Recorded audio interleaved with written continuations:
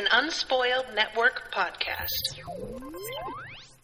This is Spoil Me, covering King of Scars, chapters 4, 5, and 6.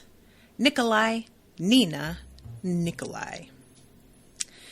In these chapters, we find out what Nikolai is up to re technological advancement, and also that the Fjerdans seem to be accelerating their tech advancement for reasons unknown, which I feel like has to be a bad thing.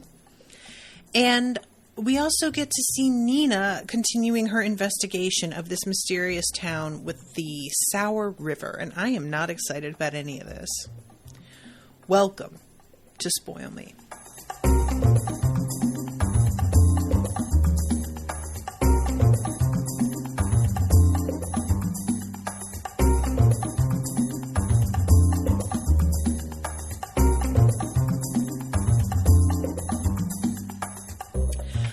Welcome to the show, everyone. I am Natasha.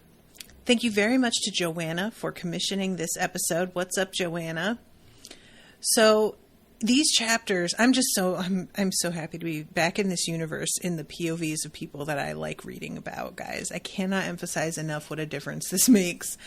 And how much smarter this whole storyline already feels. You know, there's just I'm really, really excited about it all. Despite me saying earlier that I'm not excited, what I mean is that there's an element of dread, but I am definitely actually excited.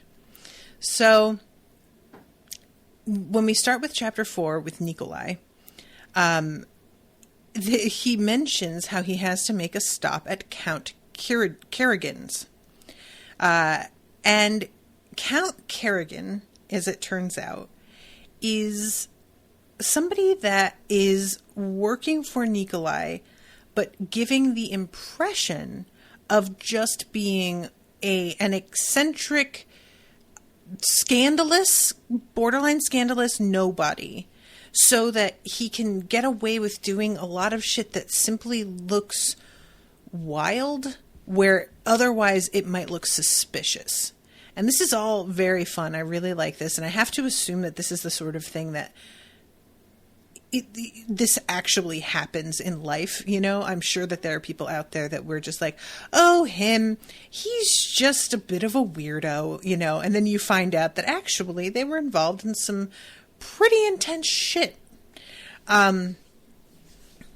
So I'm going to read this part. The elder Count Kirigin was a West Ravkan merchant who had made vast sums of money trading arms and intelligence and anything else that wasn't nailed down to Ravka's enemies.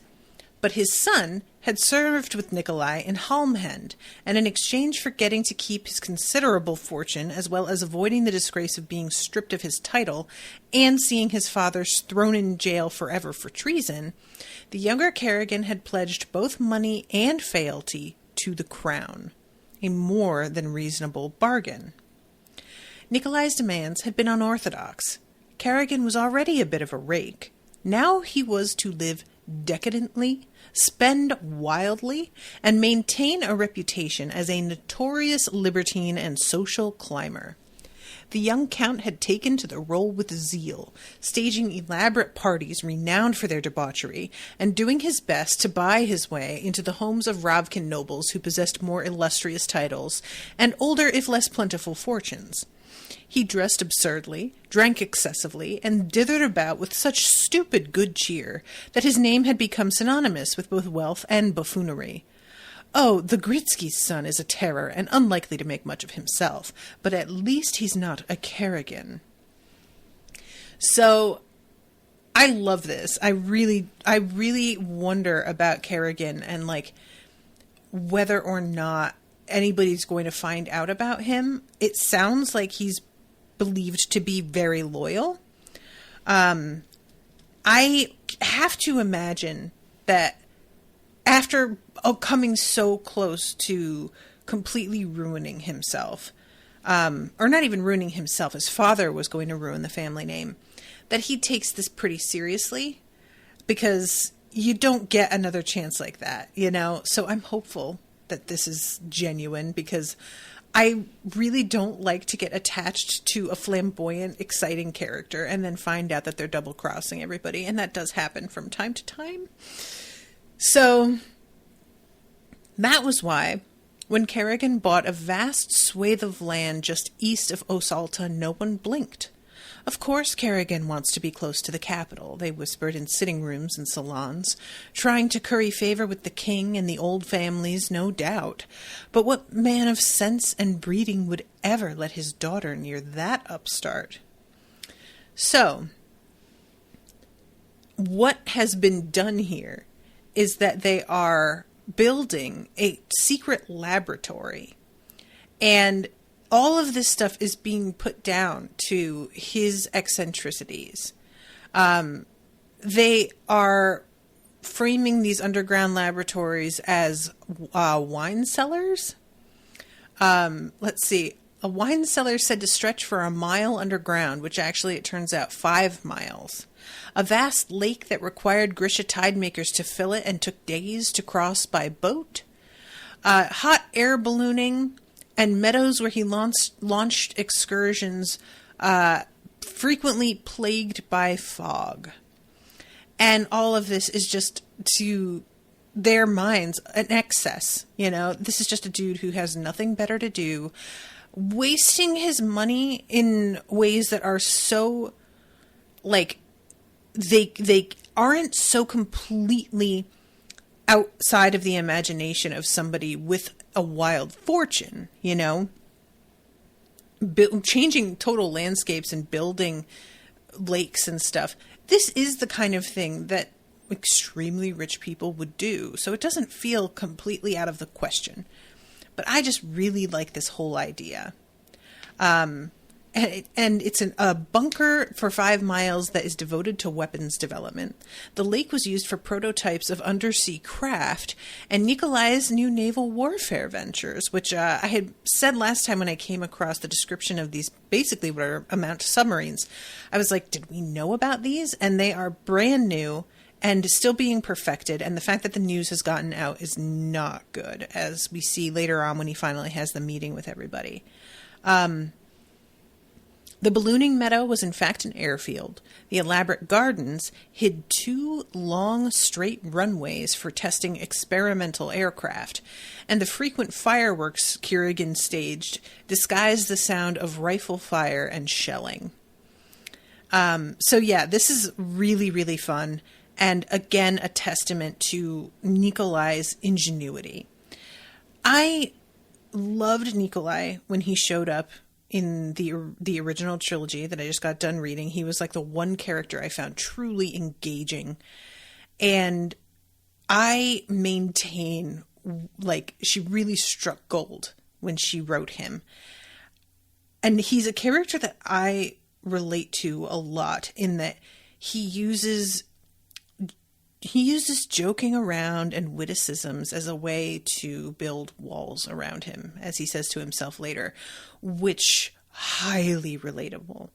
He's somebody who is extremely charming, and if I do say so myself, I have been accused of this, being likable and just very charismatic.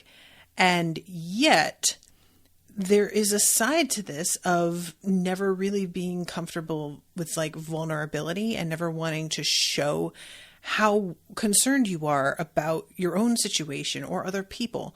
And to a degree, that concern can be put down to, well, I'm the leader of this country. I can't show weakness. But there's more to it than that. You know, he doesn't want people to know how much he's struggling. And later on, when he finally like tells everybody in that meeting how bad it's gotten with essentially the possession, his voice doesn't shake when he says it. And he's honestly surprised by that. You know, there's a moment for him of just like, wow, I managed to keep my voice steady and sound pretty cool as I said this and collected.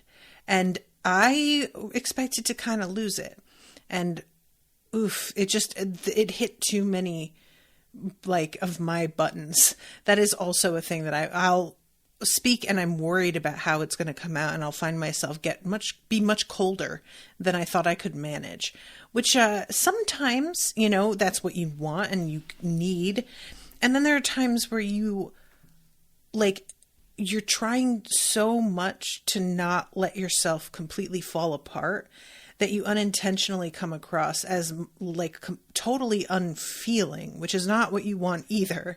And it can be hard to strike that balance. And I love too the fact that Nikolai kind of has what amounts to this military playground, for lack of a better word. There's all this stuff that is genuinely important and necessary to safeguarding Ravka. All of this feels extremely practical, but it's also really cool. It's just fun stuff to a degree, all of these experiments. That's not to say that the pressure isn't there. It absolutely is, and he mentions it a lot. It weighs on him, which it should. I don't think you're a good leader if this doesn't constantly sort of settle on your mind wow, this is all on me. But I really love seeing him get to delve into the creativity of all of this.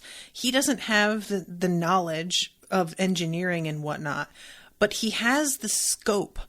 He has the open-mindedness and the trust in other people's abilities. And that is something that some people don't have and aren't willing to invest in. So I just really like this. So he gets greeted by Kirigin as he shows up. I love Kirigin is clearly kind of in love with Zoya. And it says what he's wearing. His orange hair had been arranged in a sleek coiffure, and he was turned out in a violet coat and gold brocade, wholly inappropriate to the hour.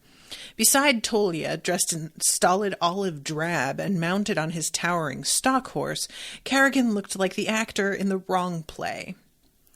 So this is when he looks around, and it's very clear. Let's see.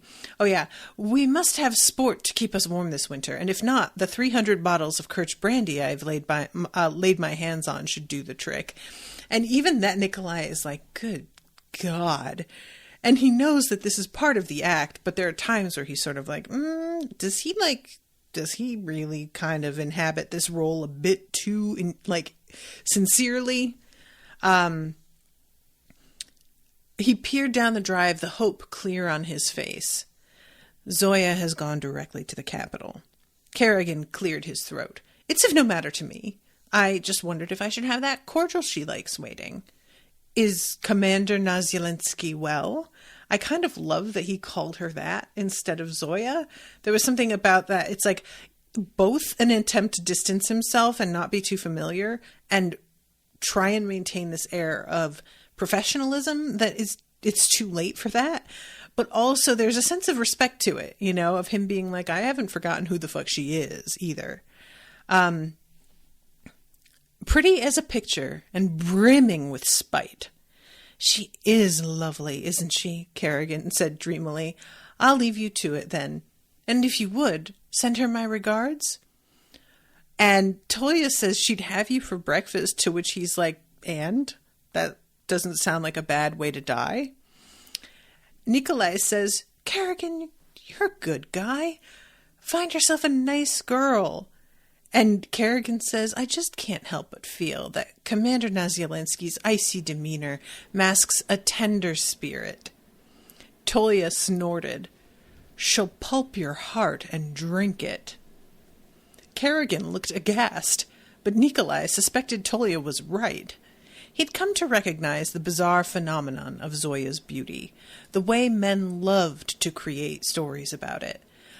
They said she was cruel because she'd been harmed in the past. They claimed she was cold because she just hadn't met the right fellow to warm her, anything to soften her edges and sweeten her disposition.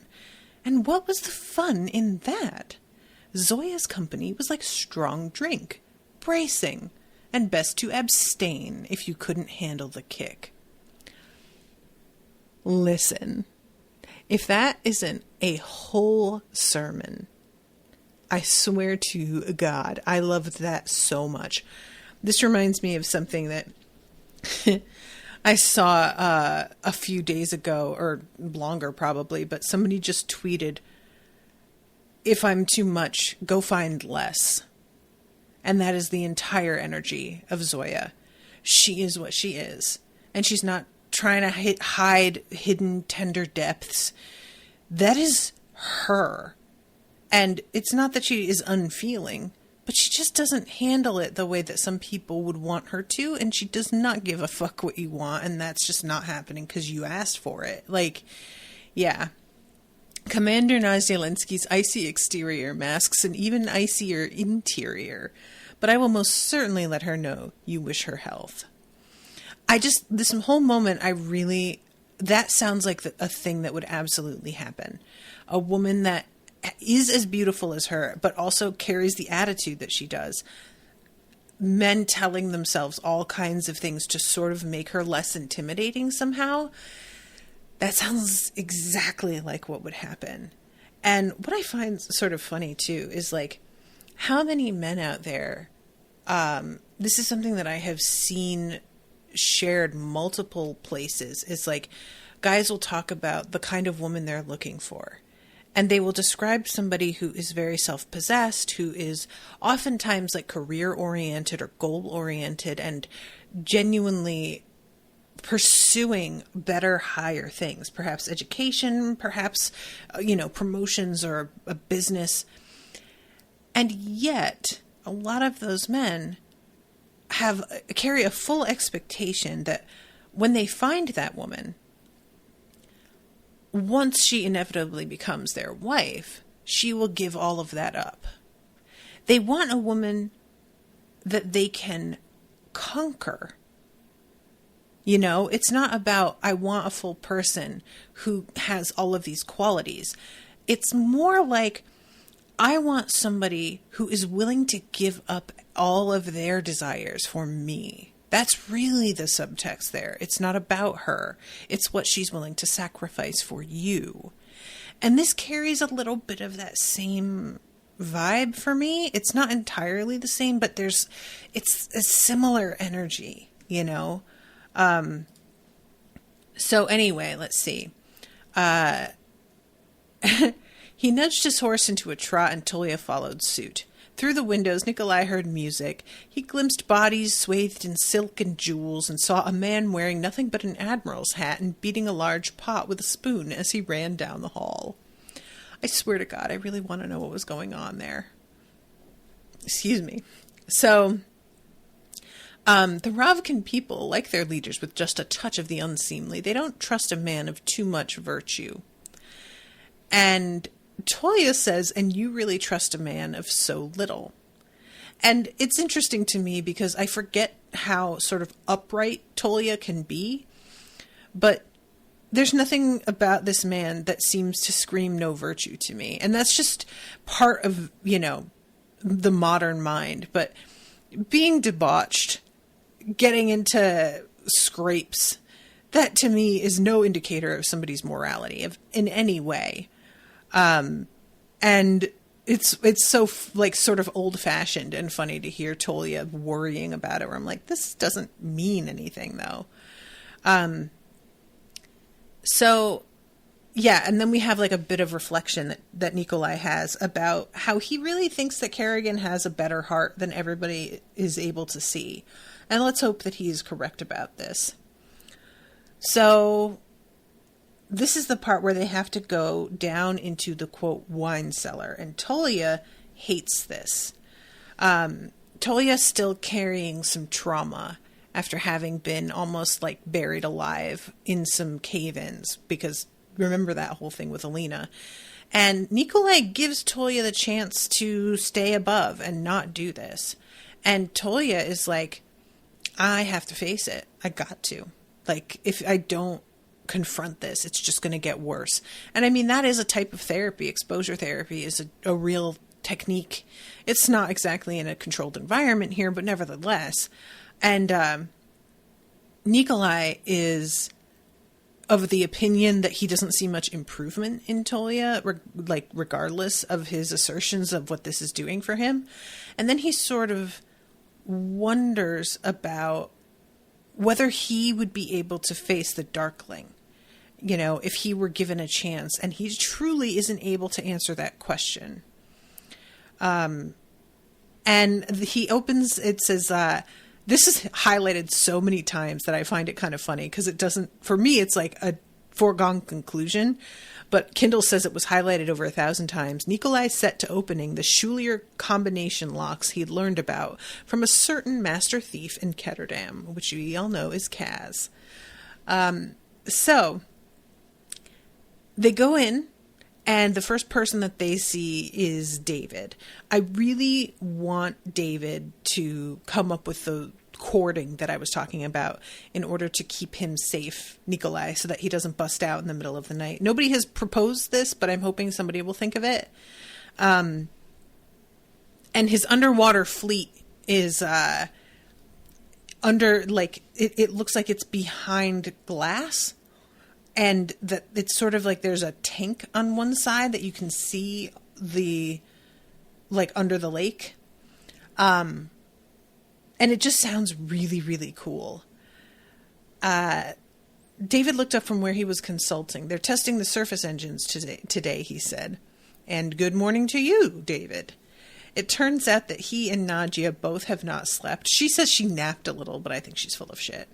And eventually, Nikolai sends them both to their respective significant others and is like, you are going to go and take a break, because good God, the two of you just are, you look like shit, you smell like shit, you just need to take a break. And Nikolai says that he has 2 rules, or he thinks to himself that he had 2 rules for his Nolniki, the scientists and soldiers.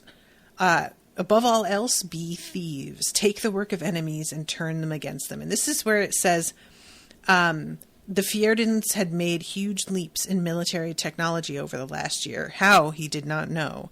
And I'm like, I bet I know. I bet that he has fucking fabricators that they're feeding Jorda Parem over there. Like, they don't give a shit. They're willing to exploit people that they hate. Why wouldn't they? That's a tried and true, like, method to coming out on top.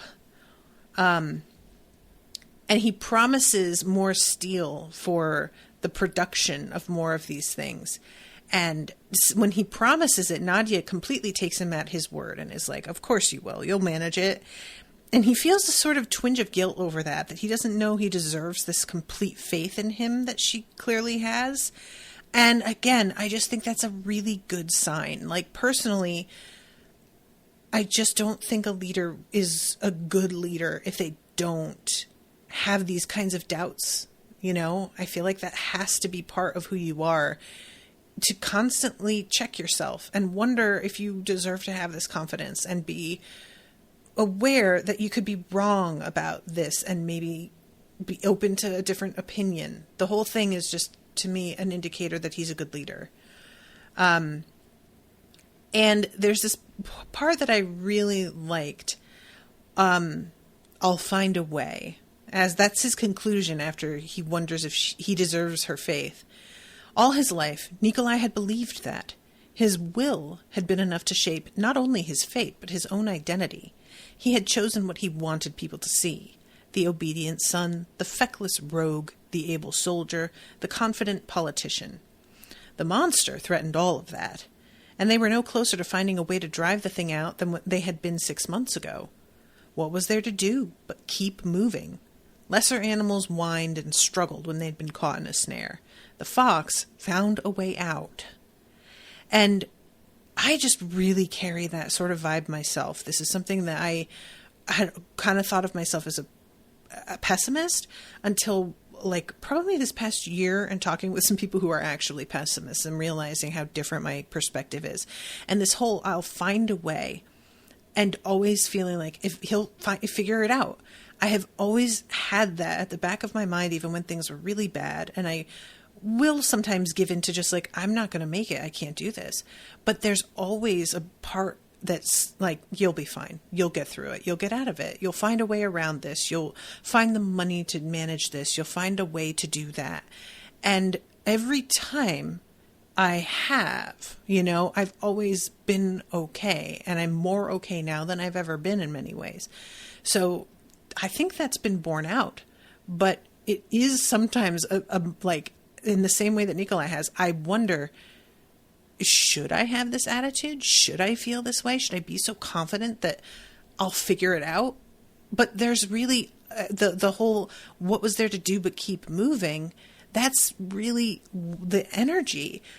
You can either give up and be like, well, I can't do it, which doesn't accomplish anything. Or you can say, well, I haven't figured it out yet, but I will, and keep moving and like hopefully come across something. And which of those sounds like the better option? Obviously, keeping it moving. I just can't relate to the giving up, because as long as there's a chance, why wouldn't you go after it? And even if you fail, you gave it a try and you at least know that. You know, that's always how I've operated, and I just didn't really notice that that's how I operated until I began examining that more. But yeah, Nikolai, I really get him, I feel like, as a character. So this is when Nikolai says that he wants them to build a prototype that doesn't work. I'm going to stage a little play. That means I need the right props. And later on, when it's revealed that, you know, in the meeting, that some of the Kirch have found out about their submarines, we find out that the thing is that the Kirch is that they are beginning to go up against the Zemini more as a trading power, and they are wanting to use underwater assault as a means of taking out the competition. And I think he may feed them some fake plans, and not even like directly, but, you know, put it out there in a way that will distract them enough for the time being. But I don't know, I may be wrong about that. It all depends on who they decide to align with. But by the end, it does seem like the Zemini are the ones they're in favor of because of the Jurda. So let's go to Nina. They are drawing nearer to the town, and that like sort of whispering in her head is continuing. It gets worse at times. And they need to find a place to stay. So on the way in, it didn't take long to realize the old factory had been recommissioned for something new. The traffic of wagons and men traveling in and out of the facility made that clear. But for what? There were no proper inns, only a public house with 2 guest rooms that were already occupied. The owner told them the convent up the hill sometimes boarded lodgers. So they head over to the convent, and I really enjoy the woman who runs the place is called the Well Mother, which I keep forgetting about gel and like water being so significant, but Well Mother is just a gorgeous title. I just really liked that a lot. So Nina is noticing how many sort of signals there are to the faith in the saints, considering that this sort of goes against gel. She didn't expect it, but it actually, you know, this sort of thing always leaks in different places. There had been talk of miracles and strange happenings through Ravka, and it seemed new fervor for the saints had taken hold in Fjerda as well. It was risky to be so public about heresy with soldiers close by, but perhaps these were small acts of rebellion for the townspeople who resented the military men standing watch up at the factory. I am dreading what's going on at the factory. I have to assume that they are just churning through Grisha that they have gotten on Jurda Parem. They're using them to like fabricate or do God knows what, and they get worn out because of the addiction and either killed or die, and then they're buried. And I don't know why it's all women. It seems like it's mostly women, which like opens up a whole other horrible kettle of what could be going on. There's no answer that's good, you know, but I don't like it. So this is the introduction to the well mother. She asks about their histories and who they are, and they have a good story. And I do like this moment where she's talks about how the man that's with them can't stay in the convent proper. He'll have to stay in the stable. I doubt he'd be much harm to the girls, she said, with a glance at the pinned sleeve of Adric's coat. But even so, it was the kind of thoughtless comment people often made around Adric, but all he did was smile pleasantly and offer up payment for the week with his remaining hand. And that is one of those things that, like, folks will just say shit, man. It is astonishing, constantly astonishing to me what people will blurt out. And that's like, you know, that one is fairly mild in comparison to the shit people say. But that rang true for me. So I love this too. They have the wagon with a tarp over it. And I love this so much, you guys. I just can't emphasize enough. She goes over to it, the well mother, to lift the tarp, saying, what's under there anyway? And instead of trying to stop her, Nina eagerly begins to untie the thing. This couple has invented a new form of rifle loader. Right on cue, Leonie drew a colorful pamphlet from her coat. They're affordably priced and we're projecting big sales in the new year, she said. We're looking for a few small investors. If you'd like a demonstration... No, indeed, the well mother said quickly. I'm sure they're most impressive, but I'm afraid the convent's finances are simply too tight for, speculative ventures. Genius. Oh my God. I love this so much. People will be so suspicious if you try and keep them from looking at a thing. But if you show eagerness because you want to sell them something, yeah, that'll get them to back right the fuck off. I love this. Genius. So, this is the mention as well of how far it is for them to get water because they say it's rationed. And Nina asks, like, well, why do you go so far for water? Isn't there a closer river? And she doesn't really she just doesn't say what's happening. She just says, there are many ways in which we show service to Gel. The trip provides good opportunity for quiet contemplation. So the river's sour and she's not using the water, but she doesn't want to say that that's what's happening, which is interesting. Like, is that due to the fact that she doesn't want to, is she conscious of the military's reputation and not wanting to soil that? Is she afraid of repercussions for saying something, too overt? Or is it simply a kind of denial, which can happen? I was very curious about that response. So there's a couple of moments here where Nina is irritated at Adric and Leonie's flirting with one another. And I appreciate Nina's self-awareness here because she knows that she's not being fair. She recognizes that just because she went through some shit does not mean that everybody around her doesn't get to be happy because it bothers her. In fact, she thinks it might be good for her to see this because it will help push her forward a little bit and not dwell and wallow too much.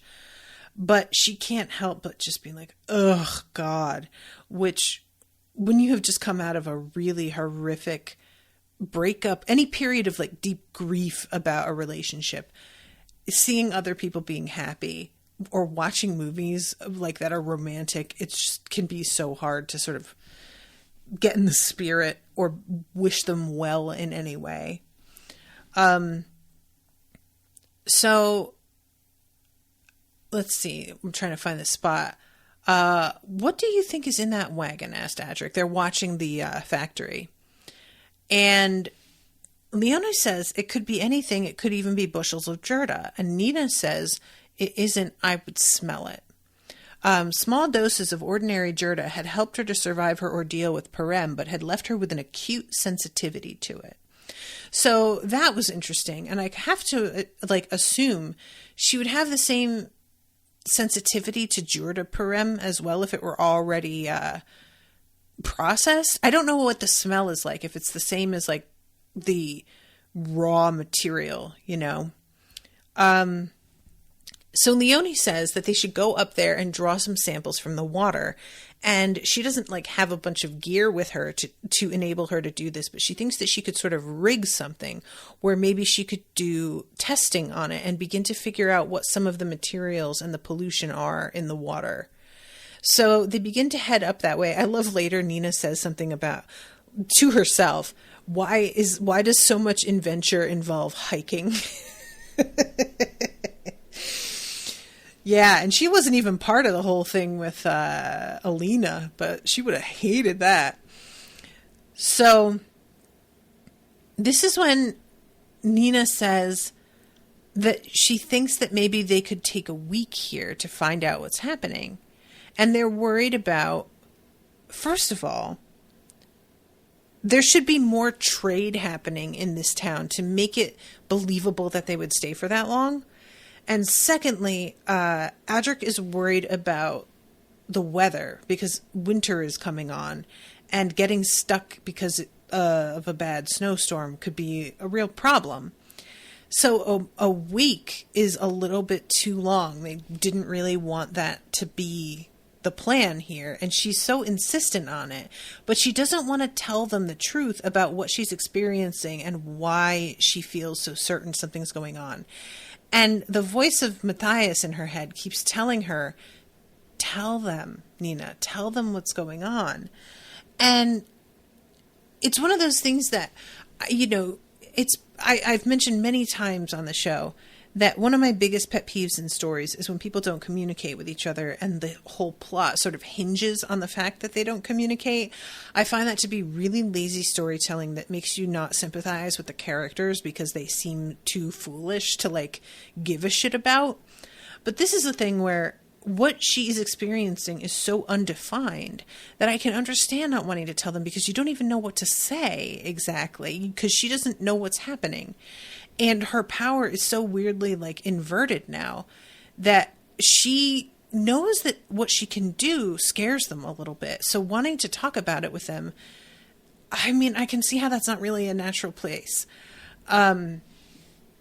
So yeah, this whole thing is just, I feel like in other circumstances it would really irritate me. And instead I found it very believable. And then she thinks about how if she were here with Matthias, they may have been able to settle here. And she thinks about what it could have been like with them. And that just broke my heart. Ugh, kill me. And she hears him say, "It's time, Nina. Return me to my God." Nina drew in a long breath and said, "I'll need 2 days to take him where the water is clean." "You shouldn't go alone," said Adric without enthusiasm. He sounded like he was contemplating putting on a sodden pair of socks, which is such a great description. That really is evocative. And then they hear something. And they, sort of down the hill below, they hear some shouting and they see some soldiers in Fjordan uniforms. And one of them's foot is caught in a stirrup, and there's a horse like cantering about, dragging the soldier head first along this like creek bank. And they go down to help, and they begin to realize that these are not soldiers, actually. These are women who are not allowed to enlist. And they find out pretty quickly that they are actually acolytes of the convent who like borrowed uniforms from the laundry and go out to have some freedom of their own, because the Fjordan society for women is very oppressive, and Nina simultaneously has to pretend to be severe with them because she is a proper Fjordan woman, while personally being a little bit proud of these girls and like, yeah, that's right. Go get some freedom where you can get it. Fucking yes. And it was an interesting dynamic to sort of watch play out. And there's one girl in particular that Nina can tell is absolutely not going to be intimidated out of doing this again. She'll 100% be back probably tomorrow, Leonie, as they're watching this soldier get dragged around, says we should help them. Audric says we should get back to the safety of the town, they'll manage. And Nina says, and that's one less Fjordan soldier to plague us. And two of them look at Nina, and she can tell that they do not approve. They don't like this attitude. It's the sort of thing that, on the one hand, I understand their feelings, but the Fjordans are like witch hunting, and I can't help but side with Nina somewhat on this. I understand that Matthias saw the light and came around, but I can't blame her for feeling the way she does, and their outright disapproval irked me a little bit, to be honest. It's one thing for Matthias in her head to be like, Nina.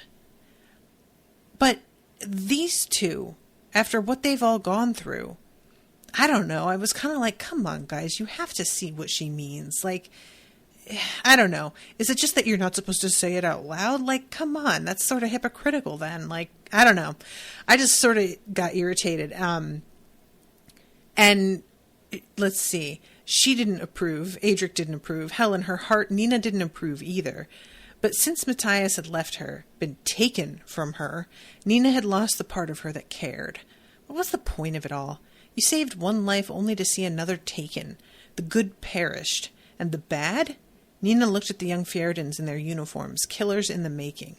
What right did they have to survive when her Matthias, her beautiful barbarian, was gone? And I love when she hears his voice saying, Nina. She replies with, must you insist I stay human? I really liked that. That's a very poignant response. So, like I said, they go down and help. It's really Leonie who does most of the helping. She knows horses, evidently. And at first, they don't want to accept help at all. But Leonie manages to, just barely save this girl because she really was about to die. If she got hit a certain rock the wrong way, that would have been it. And the girl finally, who had been sort of aggressive right out of the gate, asks them to not tell the well mother that she saw them here. And this is when Nina sort of does the whole, well, it's our responsibility to tell her. And she gets really pale. And then Nina does the standard Fjordan woman, I have to bow to whatever the gentleman with us says is the thing to do. And he does well, I guess we'll just hold our tongues this time. And we had better never see you out here again, said Adric in clumsy Fjordan. No, sir, of course not, said the girl. But as she turned, Nina glimpsed the defiant spark in her copper eyes. The others might be cowed, but not this girl. She had a different kind of heart. She would ride, she would hunt, she would fight when she could, and that was how she would stay alive. And I'm very curious if we're going to see this girl again. I have to assume we will. So this is when Nina says she wants to take another look at the factory, and she's going to climb up there while they take samples of the water. So she heads up, not really enjoying the fucking hike, which I relate to. And let's see, I'm trying to find the spot where she begins to feel that whispering again. Here it is. There was nothing new to see here, but whispering in Nina's head had risen to a clamor, and now she could hear the voices were not excited. They were anguished. Nina reached out with her power, the thing that Parem had created within her. She felt the flow of the invisible river that no man could contain. It was death, a cold and inevitable tide, and when she focused, she could sense where it rushed and where it eddied. She let her mind dive into that cold, seeking those voices. "Where are you?" she asked the darkness. "Who are you?" She gasped as the current seized her, as if to drag her along, to pull her into the deep. The wailing inside her rose like a terrible flood. Death wanted to claim her. She could feel it. And did some part of her want to let it have its way? "Nina, come back." The water did not feel cold anymore. It felt kind, like a welcome. Nina, do not give in to the tide. And she opens her eyes and kind of comes back to herself. She looked at the hulking shape of the factory and felt a deep chill sink into her bones. The voices had receded, but she could still hear them crying. She knew who they were. Women and girls, in the hundreds, all of them dead. Here on this mountaintop, Nina was surrounded by graves. Duh! I mean, we guessed as much, but I don't like hearing about it. So, last chapter, we go to Nikolai again. And they are going deep, deep underground. And there's this man-made waterfall. And it turns out this whole section is actually, was a secret meeting place of the Darklings. Which, for some reason, I was just like, ugh, don't use it then. But it's too useful. You can't just, throw that out the window. So, let's see. I love when he says, Kav ayenye? Nikolai asked Isaac in Zemeni. Isaac bowed slightly. Your accent is coming along nicely, Your Majesty. Don't coddle me, Isaac. Well, the Zemeni word for day is Khan, not Kav, unless you meant to ask how my donkey is going. I wish your donkey well, but you should always feel free to correct me when I make mistakes. And he's like, okay. And Nikolai's, don't worry. It doesn't happen often. I love that he still manages to say things like that. And I love that he says it and then thinks to himself, not as true as it once was. I'm like, yeah. As you get older, you realize what an idiot you are. So, through the trees, Nikolai glimpsed the gilded terraces of the Grand Palace, stacked like the frosted layers of the world's most expensive tea cake. His ancestors had enjoyed an excess of everything except good taste. So embarrassing. So when he finally gets to the meeting place, this is pretty cool, actually. He veered toward the little palace, passing through the woods and emerging to the sight of its golden domes, the gleaming blue lake with a tiny island at its center visible just beyond. And Grisha were everywhere in their brightly colored kefta, uniforms Toya and Tamar had resolutely refused to wear. Zoya and Genya were already waiting in the war room.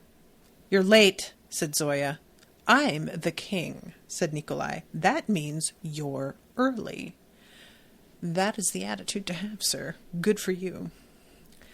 So mostly they meet there.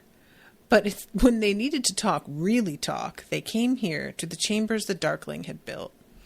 He was a man who had excelled at keeping secrets. The war room had no windows and only a single entrance that couldn't be accessed without breaching the little palace itself. So, I love this. He looks at Zoya at one point and really can't help but notice how not fatigued or affected at all by the time out all night she seems to be.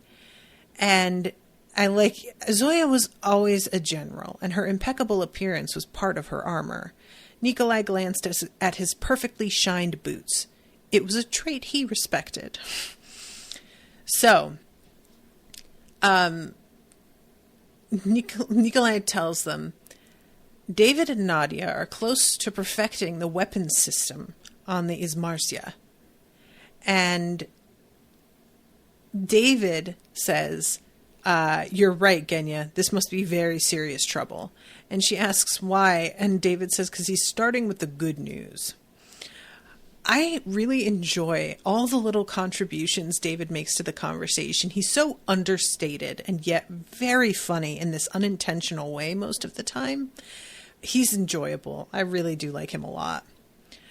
So this is when Nikolai tells them about the leak and that the Kerch Merchant Council knows about their subs. And David tries to be like, well, there are peaceful reasons to want to use something like this. But Nikolai is aware that David comes up with like rationalizations for these things because he doesn't like imagining himself as like a weapons maker. It just, it's sort of, that's not a way that anybody wants to think of themselves, right? As creating machines of death. But that's what he does. And I think that Nikolai probably tries to respect that and cushion things for him a little bit a lot of the time, but they're past that now. They can't be acting like that. So this is when we find out about the Zemeni and the fact that they've been advancing a lot in their trade. They've been establishing their own routes. They've been building up their navy. It says they no longer needed Kerch ports or Kerch vessels, and for the first time, the mighty Kerch, who had ruled the seas and the world's trade undisputed for so long, had competition to worry about. Not only that, but the Zemeni had advantages the Kerch couldn't match: extensive farmland, timber, mines of their own. If Nikolai was honest, he was jealous of the way the young country had thrived. This was what a nation could do without enemies at their borders, unburdened by the constant threat of war. But if the Kerch Merchant Council obtained the plans to Ravka's fleet of sharks, there would be no quarter for Zemeni ships. They would be attacked anywhere, and the Kerch could regain their monopoly of the seas, a monopoly that had made them one of the wealthiest and most powerful nations in the world, despite their tiny size. So this is kind of what they have to figure out, is whose side to be on, because it just really seems as if war is fomenting, and they can do what they like their best. Basically, they can do their best to sort of keep things from exploding too much, because Ravka is smack in the middle of these two and would definitely be caught between them. And as well, like, as Fjerda, of course. And Nikolai has promised his people that they were going into a time of peace, that they would be able to rebuild, that they wouldn't need to continue with these struggles that they had been going through the past few years. He doesn't want to be at war anymore. He doesn't want to do this. So this is when Nikolai shares with them, he pulls out this green liquid in a vial.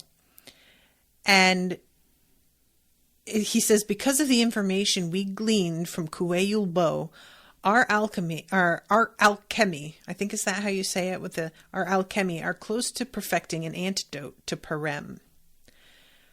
Unfortunately, the formula for the antidote requires huge amounts of Jurda stalks, 10 times the number of plants it would take to create an ounce of Jurda Parem.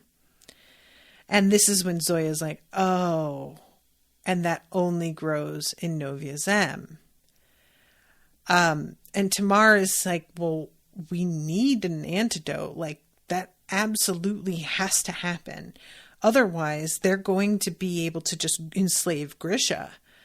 And Zoya says, if we give the Kerch the plans, we lose Novia Zem as an ally and our chance to protect our Grisha. But if we say no to the Kerch, then we won't have the money to adequately arm and equip the first army. Either way, we lose. So then Nikolai is like, I've got more bad news. And this is when he talks about how the monster is getting stronger. He just says it. And it says, there now, he'd said it. Not a bit of waver to his voice, not even the barest note of worry, though he wanted to choke on the words. Genya shuddered. Better than anyone, she understood the darkness living inside Nikolai. And he thinks to himself about how incredibly petty the Darkling was, because he specifically went after the things that made both of them feel safe. Genya relied on her beauty as a kind of shield, and Nikolai relies on his charm and intelligence. And he managed to inflict something on both of them that robs them of that, at least temporarily with Nikolai. And it's obviously, for some reason, it's beginning to get more and more powerful. And David says that he doesn't understand how it could be getting stronger. And he says, but the power that created the presence inside the king wasn't ordinary Grisha power. It was Merzost. Are we calling it a presence now? Asked Nikolai. I preferred monster or demon. Even fiend has a nice ring. We can name it Maribel if it suits you, Zoya said. It doesn't matter what we call it, only what it can do. It matters if we're misunderstanding its nature, said David. You've read Grisha theory, Morozsova's journals. Grisha power cannot create life or animate matter, only manipulate it. Every time those limits are breached, there are repercussions. So then we get sort of like a reminder about the fold and the fact that Merzos had sort of created it, and as well as the creatures, because of trying to go too far with these powers. And David is just like, it's just really unpredictable. We don't know what may happen next, said Nikolai. Usually a thrilling proposition. Less so when a demon may take over my consciousness and try to rule Ravka by gnawing on my subjects. How did the words come so easily? Even as he contemplated losing his mind and his will, because they always had. And he needed them. He needed to build a wall of words and wit and reason to keep the beast at bay, to remember who he was. And I was like, ugh, I get it. I get it. I just fucking do. And we find out here all of the things that Nikolai has attempted to get rid of it, which we didn't even hear a hint of before. He had allowed himself to be subjected to extreme heat and cold. He brought in bewildered sun summoners to use their power on him with no discernible result except the sensation that he was being gently roasted from the inside. His agents had scoured libraries the world over and retrieved the journals of the legendary fabricator Ilya Morozova after months of excavation in the rubble of the spinning wheel, all with nothing to show for it but frustration. That had led him to the Bone Bridge in some futile attempt to draw a connection between the darkness within him and the strange happenings around Ravka. Maybe he had been hoping the saints would present him with a miracle. So yeah, he's like, I can't travel without risking exposure. And he then, like he had said earlier, that we have a delicious problem. And Genya asks, what's delicious about this? And he says, the way we're going to get out of it. We're going to throw a party. And I see, Zoya said. How drunk am I expected to get before this all starts looking better? So he wants to have the Kirch, the Zemeni, the Fjerdans, and the Shu all come, and he wants to stage a little performance. And I guess this is where he's going to probably leak these fake plans. It will be an utter catastrophe. Perhaps a nice explosion, some flying metal. Maybe we can pretend to drown a few sailors. Whatever will convince the Kirch our sharks aren't seaworthy and buy us the most time. We're going to get all of those diplomats and merchants and politicians under our roof, get them talking, and then we listen. Zoya, we'll need your squallers to create an acoustic map so we have ears everywhere. And Tolia says it isn't ethical to spy on one's own guests. You know what, Tolia? Grow up. Okay? Just sincerely. Just like, get over yourself. For fuck's sake. We're talking about people's lives, okay? Shut up. It's rude. Who cares? Ugh. Kick rocks. So this, they're going to, let's see. I don't want to wait for the Feast of St. Nikolai. We'll call it the Festival of Autumn Nonsense. Celebrate the gifts of the harvest. Very symbolic. And Genya's like, you want us to do this in 6 weeks? and begins to sort of panic. And here comes a part that I found so funny. I literally laughed out loud for like a second. I had to pause because I was laughing so hard. Nikolai winked at her. If I had anyone but Genya Zarafin in charge, I might be worried. Zoya rolled her eyes. She doesn't need your flattery. She already thinks enough of herself. Let him go on, said Genya. David never gives me pretty compliments. Don't I? Asked David. He patted his pockets absently. I have the list of your good qualities you gave me somewhere. You see what I endure.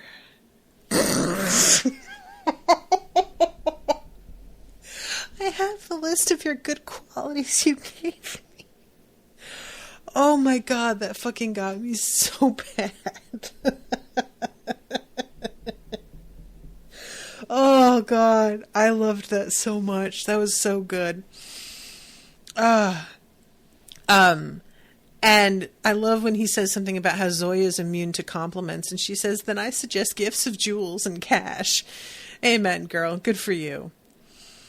So, this is when she says, this is the perfect opportunity for you to find a bride. And he absolutely refuses. And even Genya is like, yeah, honestly, though, you should. And every thought of this, just, he hates it. He just really feels like this is dangerous and, it's making himself vulnerable, which is obviously something that he doesn't like. These people knew him as no one else did. They trusted him. What if the demon grew stronger, though? And he's just worried that, like, everybody has all this faith in him, but this thing manages to take control in a way that violates that, you know? And finally he says, all right, we need a list of candidates. And I love this so much. Genya is so excited about setting all of this up. David is dreading it. And she makes a deal with him to do 4 events and a banquet. Even though she would have settled for less, but David is not a good negotiator here. So this is when Tamar says, Dunyasha Larentseva is dead, the Lantsov pretender. All I know is they found her splattered on the cobblestones outside the Church of Barter. Whoa.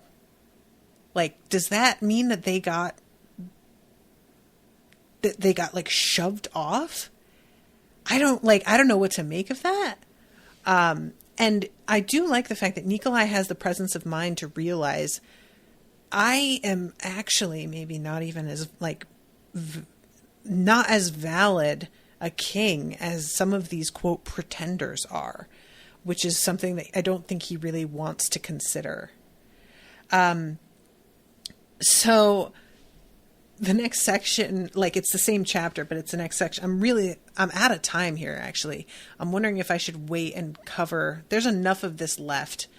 Yeah, I think, guys, I'm going to finish this second part of this chapter in the next episode because there's a little bit too much to talk about that I feel like I can fit in a couple of minutes. I'm sorry that I ran over. I try not to do that, like at least this much, but it happens now and then. So hopefully you guys will bear with me on that. Apologies, but I'll try and be a little bit more mindful of my time next episode. But thank you again very much to Joanna for commissioning this. I really appreciate you. I hope you guys are enjoying the coverage, and I will be seeing you again. Let's see, when's the next episode? Next Tuesday. So very soon with a new episode. Until then, toodaloo, motherfuckers.